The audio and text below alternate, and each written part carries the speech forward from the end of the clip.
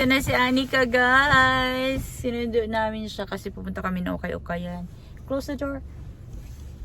Daddy odotan sinne weppun. Ah, Daddy Oro to si Repo? Okay. Red ang cheeks niya, guys. Kasi malamig. Is it cold? No. It's not? No. Did you play in the snow? Yeah. Yeah. LRA, guys. Andito kami ngayon sa Punay and Risti. Ang galing lang namin sa ukay-ukaya naman. Pero dumaan kami dito kasi tumingin din kami, of course. Oh. Which hat looks good on me? This one? Fox skin ito, guys. Ay, ano, fox siya na fur ba? House ka man eh. Ito pa isa, guys. Mas maganda din ito isa. This one is gray. This one I like the color because it's light. Diba? I think it's Stylish. This is so warm. My head is going to be like. It will be like toyan isompi. No, I think this is for kids. Why people have very small head? Because I'm fat, that's why I have big head. Dapat try talaga. Laita mula.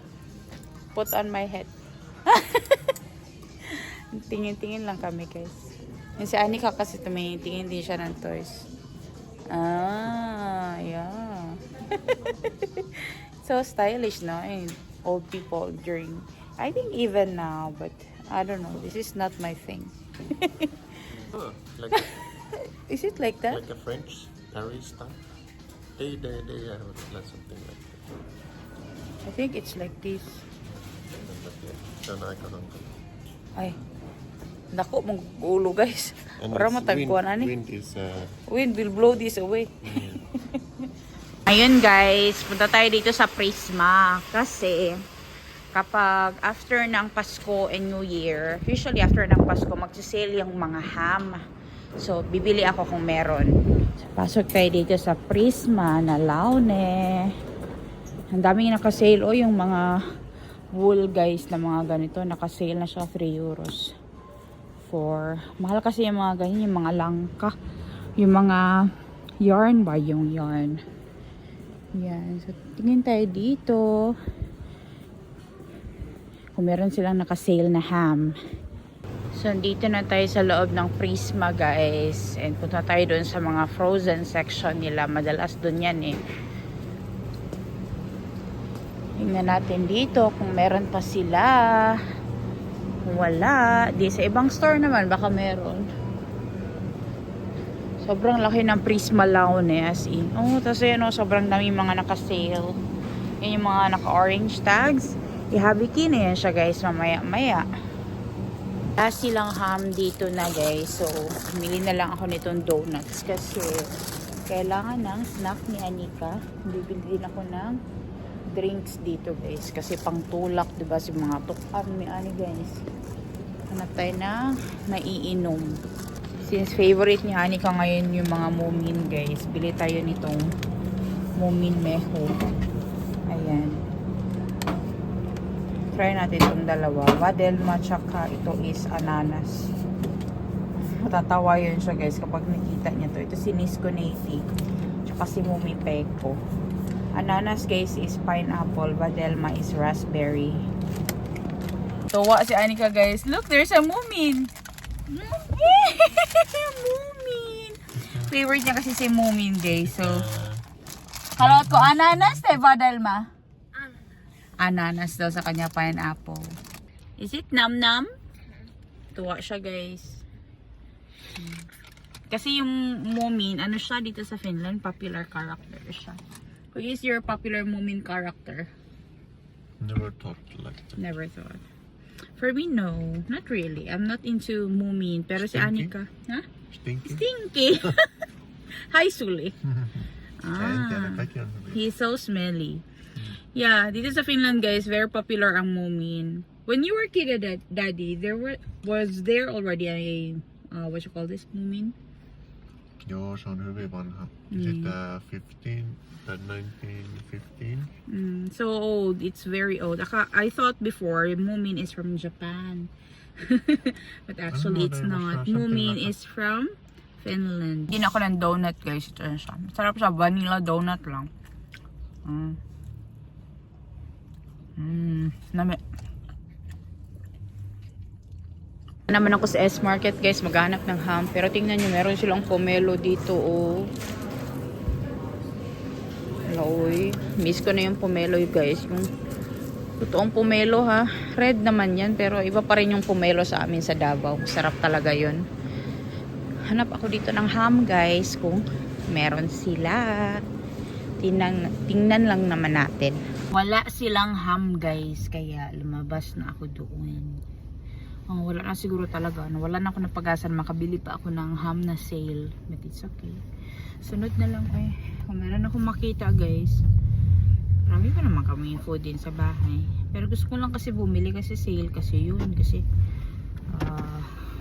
off season na yun ng mga pagkain ba. Ayun. Nawalan ako ng lakas kasi wala ako nabiling ham. But it's okay. Okay lang tayo din. Okay lang. Hello Ray guys! Good morning! It's 8:25 in the morning. And it's so cold outside. Hello Ray guys! Good morning! Nakapaghilamos na ba ang lahat? Kasi ako hindi pa. And wala akong pakialam. So, gawa muna natin ng breakfast guys to start our day. And then after that, marami tayong gagawin ngayong araw na to. Ito na yung itlog ko guys. Tinapulan ito na scrambled eggs. O, na scrambled din. Ayan. O, diba? Tinapulan. Wala tayo ng simple breakfast natin. Tinapulan na scrambled eggs. That's how you do it. Diba? Di na rin na kaming itlog. Bacon guys. Gawa din tayo ng bacon for our breakfast. Kung saan ko pinrito yung itlog guys, dito ko na rin to niluto. Bilis lang naman tong bacon. Hindi na to kailangan lagyan ng oil kasi wag mantika man yan siya guys. Luto na siya ng sarili niyang mantika. Kung saan ko niluto yung bacon, din ko rin ito toast itong bread kasi wala man kaming toaster. Pinalagyan ko ito kay Nico ng butter guys para maganda yung kanyang toast. Tapos meron pa yung natirang fats ng bacon. O, diba? Malasa pa rin. Tapos ibali-bali lang na mo guys. O, diba? Ganda ang pagka-toast niya. Gusto ko pa yung medyo toasted talaga siya. So, baliktarin na natin tong ating toaster. Hapit pa tayong pasuan eh. O, diba? Kamot-kamot na day. Mga unta guys. Ito na yung aming breakfast. So, mga unata guys, yan na yung ating breakfast. So, tig-isa kami ni Nico and Anika. Yan. Meron din tayong kape. And hindi pwedeng walang kape sa morning. Tapos lalagyan ko yan ng gatas. Yes.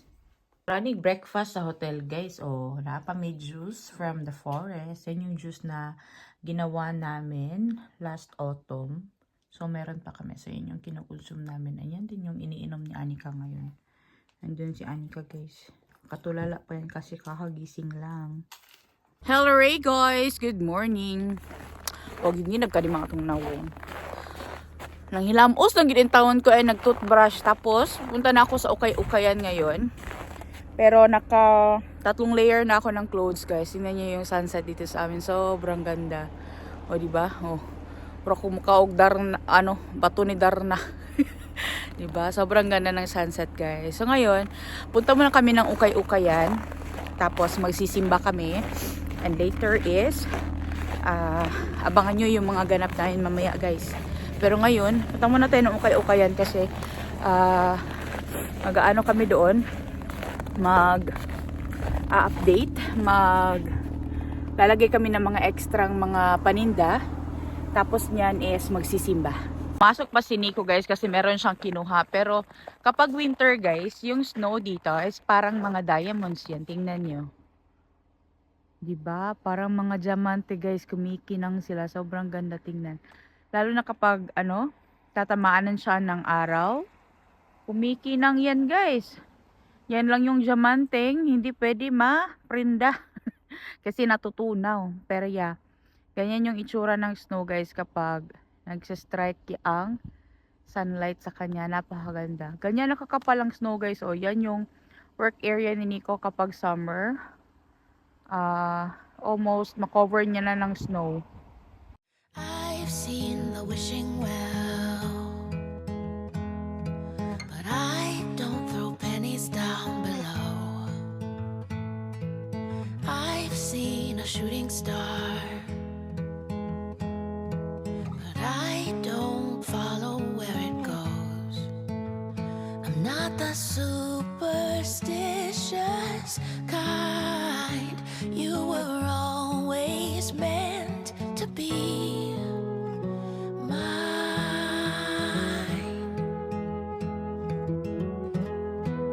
La la la la la la la la. Some people pray all day and cross their fingers tightly in a bow, but I've got open eyes and arms stretched wide because I know you will be there when I rise. You were always meant to be mine. Ito na yung itsura dito sa ukay-ukayan namin guys. So, meron na kaming 2 table. Ayan na yung table. Hindi ko na siya pwede dagdagan pa kasi sobrang mapupuno na. Tapos ito yung mga clothes guys, nagsiksikan na, but it's a good thing na nakahanger sila kasi para madali siyang tingnan, diba? Ganyan. So may mga pang summer clothes na rin dyan, may mga skirts pang kids, yung mga ibang bowls ko sa bahay dinala ko na rin dito. So ito dito yung mga sari-saring gamit. Ito yung nilako ko sa Habit K.O. Nilagay ko na dito. Ayan. So, yung ibang gamit guys, sobrang na-sold talaga. Yung iba hindi pa. So, let's wait na mabenta to. In couple of days guys, maubos din to lahat. Hindi naman imposible, di ba? So, yung 2 bowl na nilagay ko dito before, na sold na rin siya. May mga China bowls na rin ako na dinagdag dyan. Tapos yung mga nakuha ko sa Haviki guys, and dyan, binenta ko rin. So, ito dito sa amin din. Pero dito na side, hindi na guys. Dito na side, dyan, hanggang doon sa kabilang side na table sa amin yan siya. Meron pang mga ibang gamit guys na dadalhin namin pa uwi sa bahay. Ayan. Kasi yung isang bag, hindi na siya magkasya doon sa lalagyan. Eh, ayoko naman na kumuha pa ng another table ulit. Kaya, okay na to na iuwi na lang muna namin yan. Dalahin na lang namin yan next week. And we will add more stuffs next week guys pagbalik namin dito. At least once or twice a week lang kami pupunta. Hindi naman namin kailangan ng tindera kasi sila na mismo ang magkakashare doon. Meron part na yun ng service nila guys. So sa amin na lang is just to make sure na malinis yung and maayos yung aming shelves para hindi siya magulo tingnan. So ngayon is magsisimba na muna kami and maganda ang weather today guys. So this is a perfect weather to go out later. So tara guys, magsimba na tayo. Let's hear some words of God. And sana ma-bless tayo guys. And pagpalain tayo ng Diyos. Kayo din guys na in a little way, makagaan-gaan yung buhay natin. I'm happy. Kinulag pala ni Nico yung income guys. So bawi na naman kami sa aming renta. Which is important, diba? Ayun. So bawi na naman. And I'm so happy. Ito na yung sale namin guys for the last week. Nakahalin kami ng 54 euros and 90 cents. So nakaginansya tayo ng last week natin ng 30 euros. and 40 cents. Kasi yung renta namin dito guys is 24 euros and 50 cents per week. So yun. So bawi tayo ng 30 euros guys and 20 cents. O, diba? So yan na yun. Cash yung binayad nila sa amin guys. And most of the stuffs na na-sold dito guys. How many stuffs are there? There were only 31 items ang na-sold. And most of the stuffs na na-sold guys is yung mga 50 cents, 60 cents, 80 cents. Yun. Kaya kailangan talaga kapag ukay-ukay, mura lang ang benta mo. Kasi nga, yung mga tao, wala talaga yung pera masyado guys kahit dito sa Finland. Dapat talaga guys kapag ukay-ukay, mura lang ang benta. Kasi ang goal naman is makatulong din guys. Kasi sobrang dami ding tao na nangangailangan ng mga gamit nila guys. But hindi sila makabili kasi nga the budget is never enough or wala talaga silang budget. So dapat yung ukay-ukay, kahit dyan siguro sa Pilipinas, wag nyo naman siguro mahalan masyado. Di bali ng konti lang siguro yung tubo, no? Pero alam nyo naman na iba-iba talaga bawat tindera. Yung sa amin naman is makabawi lang kami guys sa renta namin. Okay na sa amin yun. And we're also having fun. Are you having fun, Daddy? We're having fun guys, and sometimes si Nico ang or most of the times si Nico and Anika ang nagpipick up ng mga items guys na pinamimigay sa amin ng mga pamilya namin. Tapos yun ang binebenta namin. Ayun. So nakakatuwa lang siya kasi kahit papano merong returns kahit naman na hindi siya ganun kalaki. But alam mo yun, kahit pa konti-konti meron. Bisa ginagmay guys, basta kanunay na okay lang na siya. Ayun. So nakakatuwa ito guys kasi kahit na wala akong income sa YouTube dito ngayon, meron tayong income dito kahit paano. Tapos ito, sure ball compare sa YouTube. Uy, yun sa mga po di si YouTube good ba? Reklamo dyan ko ng YouTube ba? Barbala sila guys. Uy, mga po dila ha. But I'm just so happy kasi meron kaming income kahit paano, kahit konti for the week. And it's extra income na rin guys. And it's so nice to share this kind of experience sa inyo na rin. So, di ba, nagkaroon na rin kami ng additional na content namin dito sa vlogging namin, guys. So, yun. So, punta muna tayo ng simbahan, guys, para magsimba. And magpasalamat tayo, guys, sa lahat ng blessings na natanggap natin today. Kayo din po, wag niyo po rin pong kalimutan na magpasalamat kasi bawat araw, guys, meron talaga tayong grasya na natatanggap. Hindi man ganun kalaki, pero meron at meron yan. Yung paggising mo pa lang sa umaga at yung paghinga mo everyday na humihinga ka pa, malaking blessing yan guys. Kasi sobrang daming tao ang nagwi-wish na sana ako na lang ang huminga compare sa kanila na alam mo yung nahihirapan, they're always in pain. But yun nga guys, masarap sa feeling na kahit paano, di ba, ma-experience yung mga bagay-bagay. Kaya kailangan natin maging thankful sa bawat araw. Pero alam nyo, sa totoo lang, ako mareklamo talaga ako na tao na bakit ganito sa yung buhay namin, ganito, ganyan.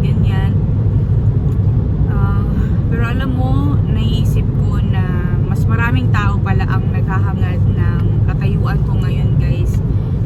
Maybe isa ka sa mga nanonood sa akin na nai-inspire ko. Pero alam mo, sa totoo lang, tao lang naman din ako. Ako din mismo is meron din akong mga lapses, meron din akong mga pagkukulang guys. Tapos meron din akong mga ugali na alam mo yung normal na magreklamo ka, pagod na ako sa ganito, sa ganyan. Pero kailangan mo lang talagang maging positibo sa buhay.